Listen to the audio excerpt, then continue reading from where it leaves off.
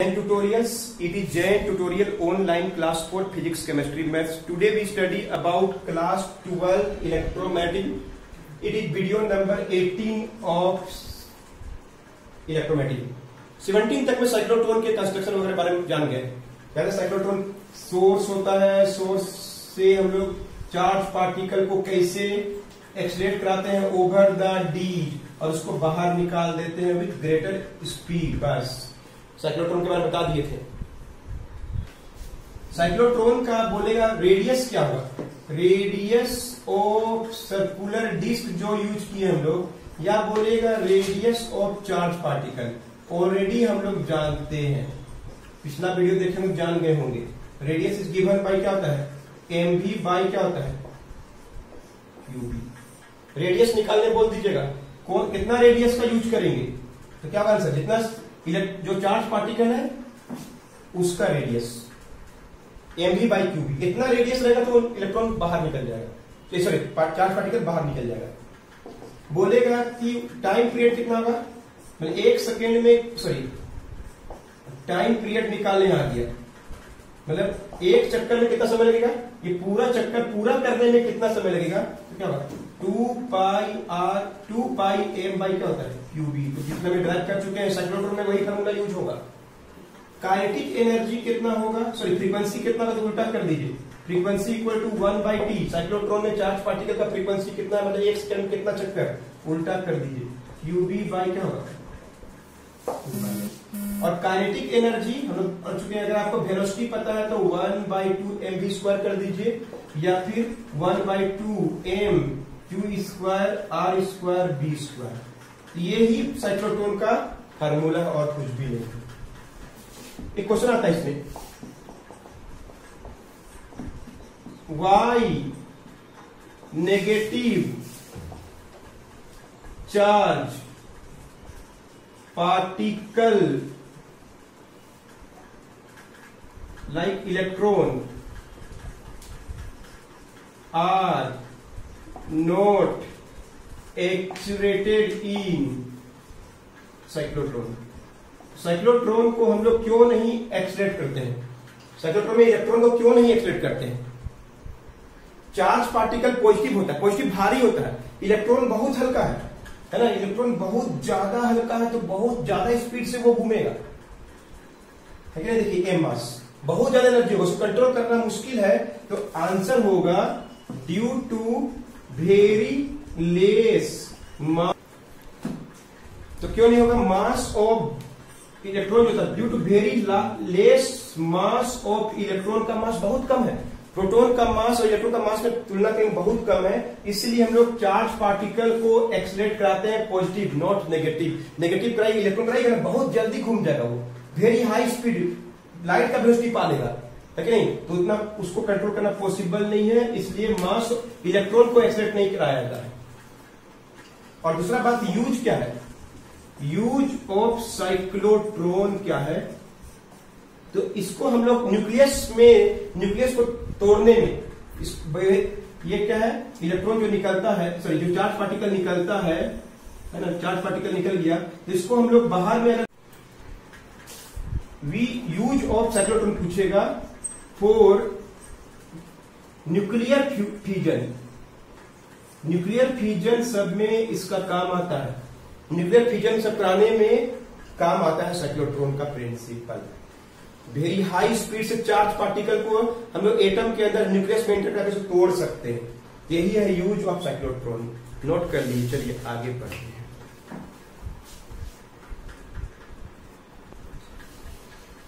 तो साइक्लोट्रॉन समझ में आ गया, तो नेक्स्ट चलिए, वेरी इंपॉर्टेंट टॉपिक है फोर्स, छोटा छोटा टॉपिक है, force acting between two parallel current carrying conductors.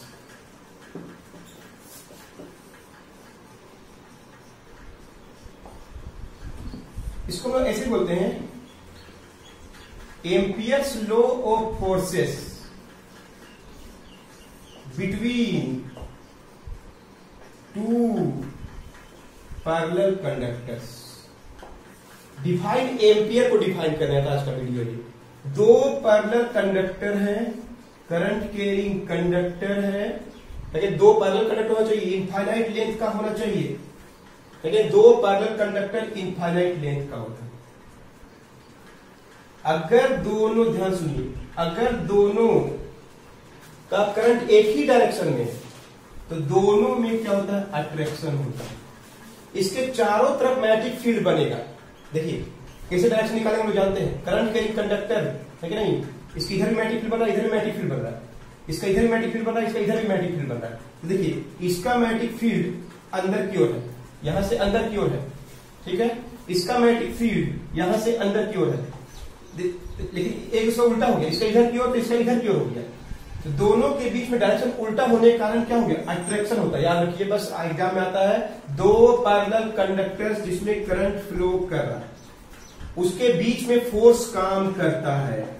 अगर दोनों सेम डायरेक्शन में करंट जा रहा है इनफाइनाइट लंबाई का, तो दोनों में क्या होता है, अट्रैक्शन। वही अगर दोनों में ऑपोजिट डायरेक्शन में करंट जा रहा है, I1 और I2, तो दोनों में क्या होता है, रिपल्सन।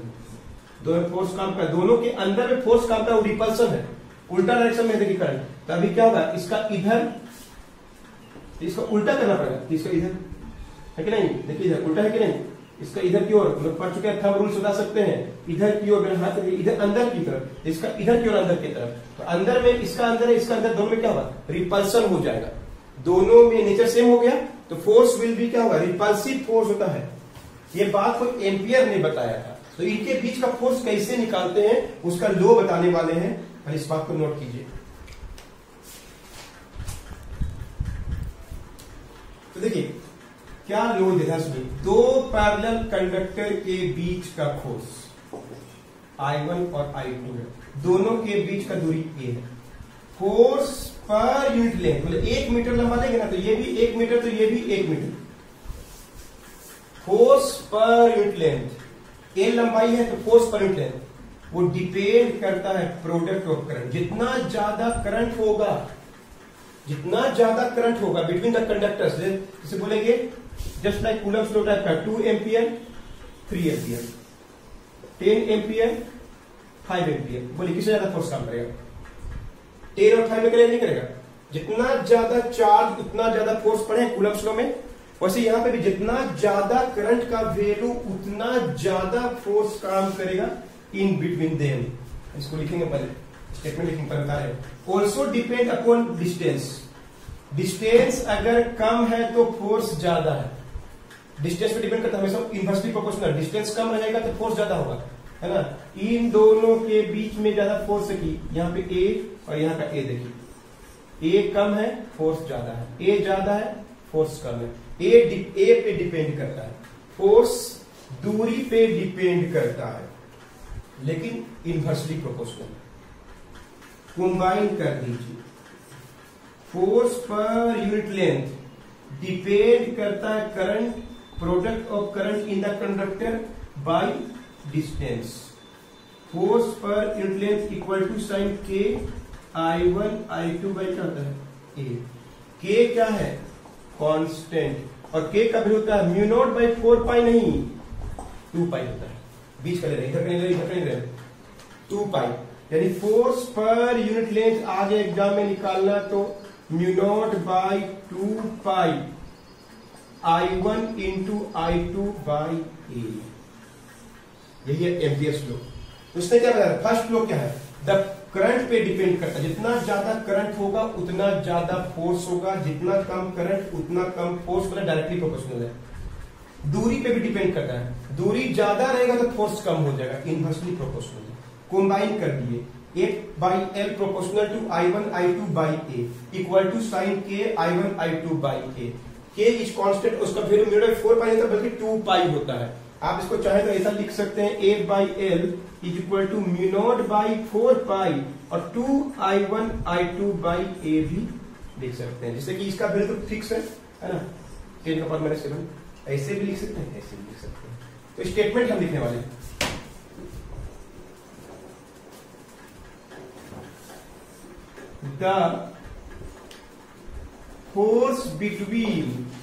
the force पर unit length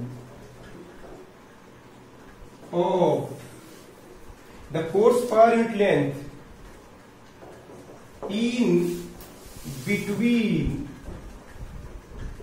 two parallel current carrying conductor is दो लो है।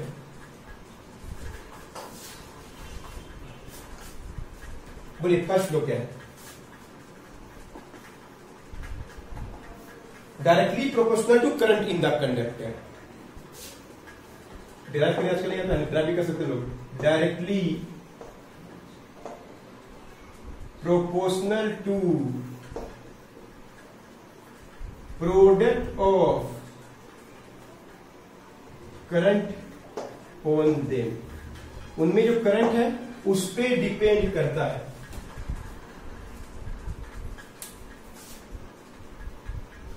सेकेंड लो उल्टा रिलेशन है, inversely proportional to distance between them, inversely proportional to distance between them. Understood?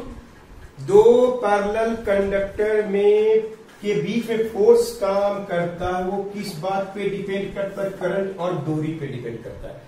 जितना ज्यादा करंट होगा, फर्स्ट लो थोड़ा एक्सप्लेन करें, ये स्टेटमेंट है एक्सप्लेन कर रहे हैं,